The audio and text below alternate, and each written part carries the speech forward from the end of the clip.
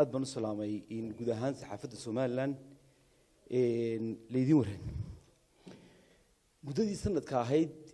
ee u dhamaatay hadda madaxweyne Muuse Biixi Cabdi waxaynu ogsoonahay inay ku xeernaayeen xukuumaddiisa duruufo badan oo siyaasiya kuwa dhaqan-dhaqaale iyo kuwa arrin bulsho waxaan u maleynayaa muddada sanadkaasi xukuumadda kulmiye ee Muuse inaanay haynin wax ay ku faanto oo qorshayaala ama wax qabada oo ummadda u soo bandhigto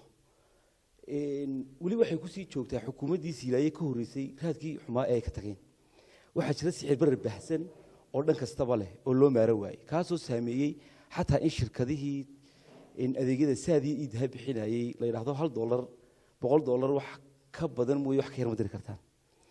waxaynu aragnay in iskuuladii dawladda qaar ka mid ah dudumooyin ka dhaxbaxeen caafimaadkii baa isna hooseeya meesha taaba waxa inoo muuqata inay tahay barmadow kulli ima muuqato sanadkan inay ama in heeso inoo sameyn doonaan ama waxay ku faanaan keenin doonaan taasi waa taa siyaasiyan waxa ka xumaaday madaxweynaha qaab dhismeedka dawladdiisa isagoo isa saaray xukuumadda wasaarado fara badan oo aan isqabanayn sida wasaaradda kalluumaysiga iyo xanaanada xoolaha walaba wasaaradood oo ballaaran oo resource leh khayraadka dalkana qayb weyn ka ah waxaana maanta inoo muuqatay in badeennii ruqsado kalluumaysi shirkada ay u siiyeen dawladda Soomaaliya isagoo xasan ka jawaabay waa lunsiga ku dhacay wasaaraddii kalluumaysiga waliba waa dhakhtar veterinary wasiirka halkaas loo dhiibay waxayna jirtaa in laba wasaaradood laga dhigo wasaarad isku mid ah wasaaraddii hawlaha guud iyo wasaaraddii wadooyinka waa hal wasaarad laba laga dhigay iyadoo meesha laga saaray wasaarad qarankan muhiim u ahay waa wasaaraddii duulista iyo hawada ee Soomaaliland taasoo qaranka u haysay shaqo badan waxaynu ognahay in guud ahaanba maamulkii hawada dalalka Soomaaliya iyo Soomaaliland ay toos Soomaaliya la wareegtay oo gacanteena uga baxeen maantana maxaa diiday in ruqsad la siiyo badii waxa si toos ah loogu xadgudbay xuduudaheennii hawrana waxa loo qaatay hawadii maantana waa badii berrina waa dhulka tukarraq waxa la keeni doonaa ciidamo amisoma maxaa diiday haddii labadaaba la qaatay bisha February waxa loo samaystay lacagtii ay ka qaadan jirtay ee si siman loogu qaybin jiray Soomaaliya iyo Somaliland account gaara oo leedahay wasaaradda duulista iyo gaadiidka ee dawladda federaalka ah ee Soomaaliya halkaasina waxa ka baxay lacagtii aynu qaybsan jirnay ee si dhaxal loo qaadi jiray waxa la inagu soo celiyay maamul goboleed handaraabku halku yaala waa hawada waa marinkaynu kala xidhno dunida inteeda kale dabcan inay waxa soo dhami dhacaan waa siyaasadda madaxweynaha waayo hadduu siyaasad cad ka leeyahay wasaaraddii buu sida ugu deyn lahaa oo waxa la gorgortamay haddaynu u nimaadno hay'addan duulimaadyada uu maareeyaha u magacaabay madaxweynuhu gibi ahaanteediiba waa mid gabtay shaqadii qaranka loo lahay madaarkuna wuxuu ku dhow yahay inuu xidhmo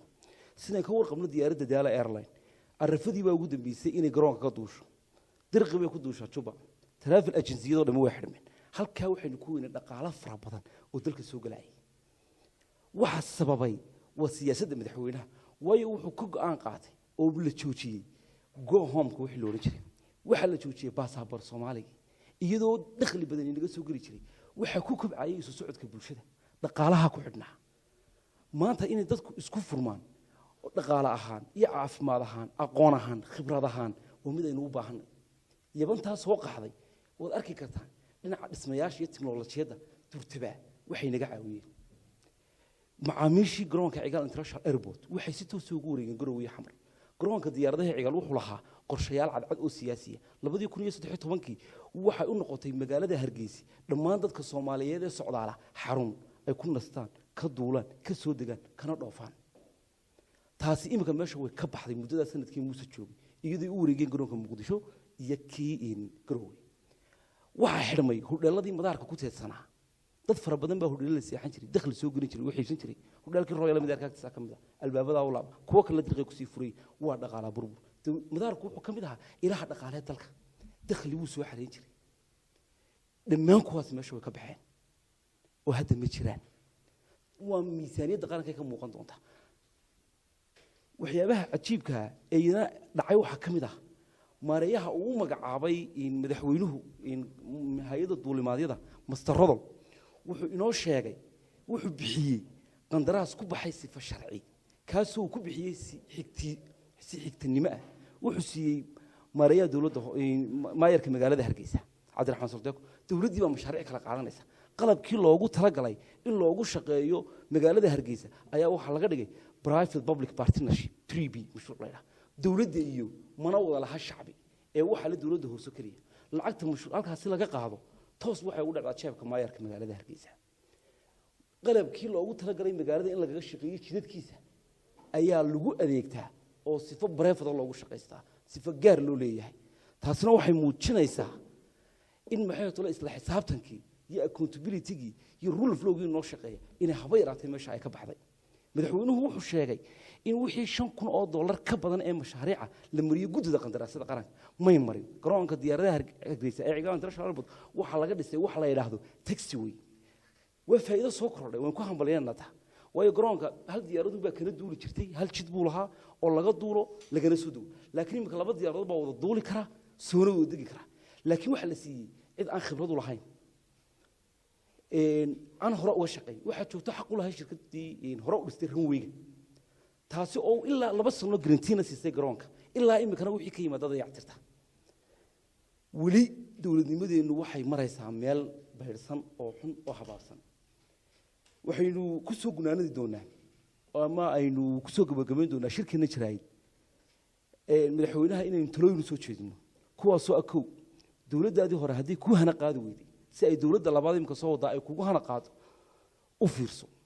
dadka aqoonta iyo khibradda u dawladnimada kala tasho xeerkan aad jeebadaada kala soo baxday xeer nidaamyaha xukuumadda u bixisay inaga gaceli oo xeerkii baarlamaanka qaab dhismeedka dawladdeena qaabeynayay madaxweyne isticmaal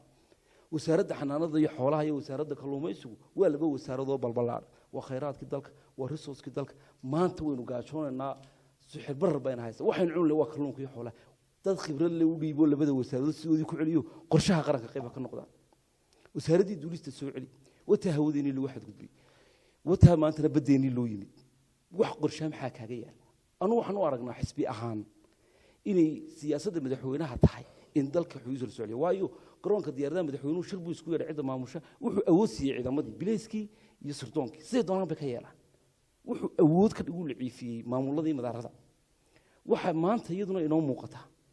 oo aynu si cad u sheegi karnaa in madaxweynuhu sanadkiisii koowaad u dhamaaday uu la kowsaday kororsiimo isagoo ballan qaaday inuu doorashada baarlamaanka iyo golayaasha deegaanka waqtigeeda ku qabanayo ballanqaadkiisaasina wuxuu noqday barma kuma taal sida inoo wada muuqata durba sanad baa u dhamaado Soomaalidu waxay tiraahdaa wax la tiriyaa tirayar waxa taransataa tira ku galo ilaa in lagu tarmaa 4 sano soo hadhayna waxaan u maleynayaa murano siyaasadeed inay inoogu dhamaan doonaan madaxweynaha degti insha Allah shirka axadda waxaan ka rajaynaynaa inuu madaxweynuhu la yimaado tanaasulaad cad isagoo aqbali doona xisbiyada qaranku waxay ka aqbaleen